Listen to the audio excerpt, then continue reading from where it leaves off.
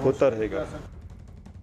भवानी भी हमारे साथ इस वक्त मौजूद हैं। भवानी, महाराष्ट्र के बाद अगर देखिए तो सबसे ज्यादा केस तो यहाँ राजस्थान में नजर आ रहे हैं, 700 केस हैं। किस तरीके से ये टीमें जो बनाई गई हैं घर घर जाकर जांच करने वाली हैं, ये काम करेंगी और ये कब से इन्होंने काम करना शुरू कर दिया?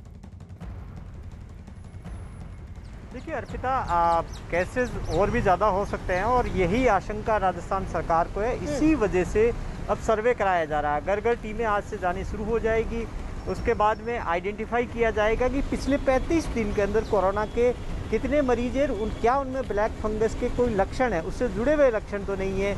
अगर उनमें से उनको थोड़ा बहुत भी लगा तो फिर उसके बाद में उनको भर्ती किया जाएगा, उनकी सारी जांच की जाएगी। ये कोशिश की जा रही है कि ऐसा नहीं हो कि दिक्कत ये आ रही है ब्लैक फंगस में कि काफ़ी लेट पहचान हो रही है। इससे वो इस स्थिति में पहुंचते हैं जब उनकी जान बचाने के लिए आंखें निकालनी पड़ रही है, जबड़े निकालने पड़े, काफ़ी मुश्किल आ रही है और ऑपरेशन लगातार चल रहे हैं। राजस्थान के अंदर 25 अस्पताल को अधिकृत किया राजस्थान सरकार ने ब्लैक फंगस का इलाज करने के लिए। केवल 25 अस्पताल ही इलाज कर सकते हैं, इसलिए क्योंकि एक्सपर्ट होने ज़रूरी है, उससे जुड़े हुए उपकरण होना ज़रूरी है, जिससे कि ऐसा नहीं हो कि मरीज़ ऐसे अस्पतालों में भर्ती हो जाए जहां पर उसकी परेशानी और बढ़ जाए। एहतियाती कदम सरकार काफ़ी उठा रही है। ब्लैक फंगस से जांच, इलाज से जुड़े हुए सारे सब कुछ मुफ्त कर दिया है सरकार ने। एक भी पैसा नहीं देना होगा। सरकार की मुफ्त इंश्योरेंस स्कीम में ब्लैक फंगस को शामिल किया गया है। ऐसे कई सारे स्टेप्स लगातार सरकार की ओर से उठाए जा रहे हैं, जिससे ब्लैक फंगस को फैलने से अगर जितना फैला है उसको किस तरीके से कंट्रोल किया जाए, काबू किया जाए। जी अर्पिता। ठीक है, आप सर रहिए हमारे साथ। मनोज भी भोपाल से हैं, जरा भोपाल की स्थिति को भी जान लेते हैं। मनोज, भोपाल में क्या केसेस सामने आए हैं और अगर आए तो कितनी संख्या इनकी बताई जा रही है? अर्पिता, सरकार की तरफ से तो एक आंकड़ा हर बार पूछो तो सरकार का जो आंकड़ा होता है वो कम ही होता है, लेकिन तमाम मेडिकल कॉलेज में जो हमारी जानकारी है उसके मुताबिक 600 से ज़्यादा मरीज़ तो सरकार के मेडिकल कॉलेजों में है और मध्य प्रदेश में जो आंकड़ा है वो 1000 से ज़्यादा ब्लैक फंगस का पार कर चुका है। और सबसे ज़्यादा चौंकाने की बात यह है कि भोपाल में, जबलपुर में कुछ ऐसे मामले आए हैं जिनमें ब्लैक फंगस और वाइट फंगस एक साथ एक ही मरीज़ में मिली है। तो ये तमाम जो मरीज़ हैं उनकी सबसे बड़ी परेशानी जो है अर्पिता वो है एम्फोटेरेसिन बी जो इंजेक्शन है। सरकार ने कह दिया कि हमने इसको महामारी घोषित कर दिया। अरे अगर सरकार ने महामारी घोषित किया है तो उसका मरीज़ को क्या फ़ायदा हुआ? वो मरीज़ अभी भी उस इंजेक्शन के लिए इंतज़ार में बैठा है, लंबे इंतज़ार में बैठा है। पूरे मध्य प्रदेश में, चाहे भोपाल हो, चाहे जबलपुर हो, चाहे ग्वालियर हो, चाहे रीवा हो, तमाम मेडिकल कॉलेज में सरकार कह रही है कि हमने अलग से वार्ड बना दिया, म्यूकोर यूनिट बना दी, लेकिन एम्फोटेरेसिन बी इंजेक्शन कहीं भी मौजूद नहीं है। हालांकि सरकार ने 3 दिन का एक यहाँ पर अर्पिता एक वो जिसे हम कहें कि मिशन मोड में सरकार ने काम किया और एक जो अर्ली डिटेक्शन है कि जल्दी पता चले, इसके लिए सरकार की तरफ से लगातार संदिग्ध मरीज़ों की जो नेज़ल एंडोस्कोपी की जा रही है ताकि पहले जल्दी पता चल सके कि आप ब्लैक फंगस के मरीज़ हो सकते हैं या आप में डेवलप हो रहा है। तो उसके लिए सरकार के आंकड़े अभी जारी होने हैं कि उसका क्या नतीजा निकला। लेकिन मनोज, आपने एक बात यहाँ बहुत खास कही कि राज्यों को सिर्फ महामारी घोषित करना ही उनकी जिम्मेदारी नहीं है। जिम्मेदारी ये है कि इलाज में जो जरूरत के उपकरण हो या जो दवाएं हैं, जो इंजेक्शन है, वो राज्यों को उपलब्ध कैसे हो, इस पर ध्यान देना होगा। नहीं तो ये खतरा कोरोना की तरह ही बढ़ सकता है, इसमें कोई दो राय नहीं है। जरा ये साथ वहीं उत्तर प्रदेश के फिरोजाबाद में भी ब्लैक फंगस के मरीज मिलने शुरू हो गए हैं। जिले में इस नई बीमारी के 2 मरीज सामने आए हैं और एक महिला में ब्लैक फंगस के लक्षण दिखाई दिए, जिसके महिला को उसके घर वाले आगरा के एक मेडिकल कॉलेज ले गए।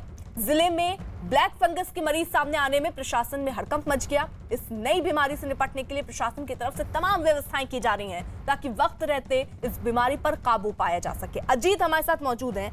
अजीत, उत्तर प्रदेश में भी काफी केसेस सामने आ रहे हैं, उसको देखते हुए किस तरीके के इंतजाम अब उत्तर प्रदेश सरकार ने किया है और ये केसेस जिस तरीके से अलग अलग राज्य निर्णय ले रहे हैं कि जो कोरोना से संक्रमित मरीज है उनके घर जाया जाए और पहले से पता लगा लिया जाए कि किसी प्रकार का कोई लक्षण हो तो वहीं से इलाज शुरू हो जाए, क्या ऐसा कोई प्रबंध उत्तर प्रदेश सरकार भी करने वाली है?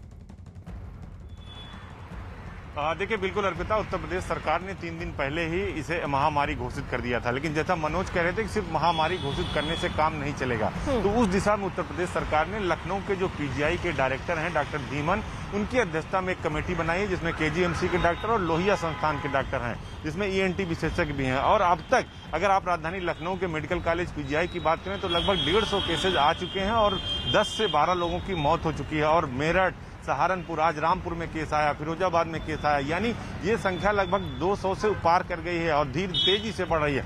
सरकार की तरफ से डॉक्टरों की विशेषज्ञ टीम बना दी गई और प्राइवेट हॉस्पिटल और सरकारी अस्पतालों में ये दवाएं तो उपलब्ध है, लेकिन प्राइवेट मेडिकल कॉलेजों पर सरकार ने इसे प्रतिबंध कर रखा। और फिर स्वास्थ्य मंत्री उत्तर प्रदेश के जयप्रताप सिंह ने सीधे तौर पर कहा कि केंद्र की गाइडलाइन के अनुसार हम काम कर रहे हैं और जो उनका TTT का फार्मूला है, टेस्ट, ट्रीट और ट्रीटमेंट, उसके तहत ब्लैक फंगस को भी उन्होंने बाकायदा एक विशेषज्ञों की टीम बनाई है मुख्यमंत्री ने। और कल भी उन्होंने स्पेशल टास्क फोर्स की बैठक की थी कि मरीजों को पहले से टेस्ट किया जाए। अगर उनकी इम्यूनिटी डाउन है, अगर आपको लगता है कि उन्हें ब्लैक फंगस या व्हाइट फंगस हो सकता है, तो पहले से इलाज किया जाए।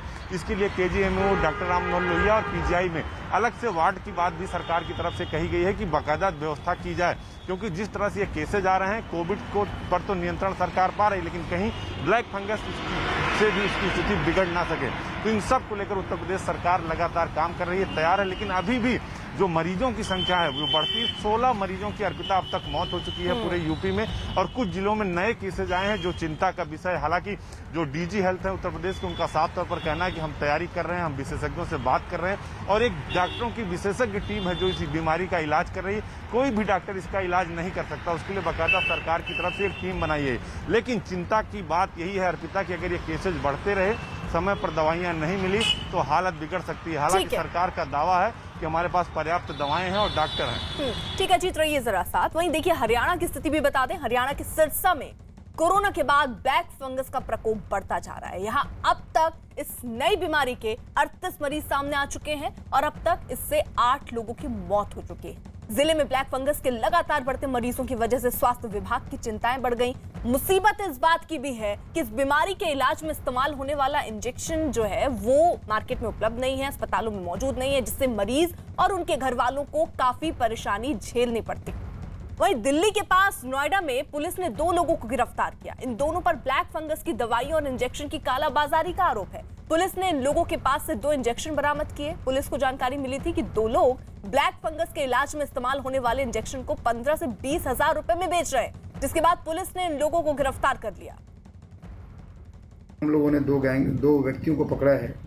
इनके पोजीशन से 2 एम्फोटेरिसिन इंजेक्शन बरामद हुए हैं और ये ग्राहक को लगभग 20,000 की कीमत के आसपास में बेचने जा रहे थे।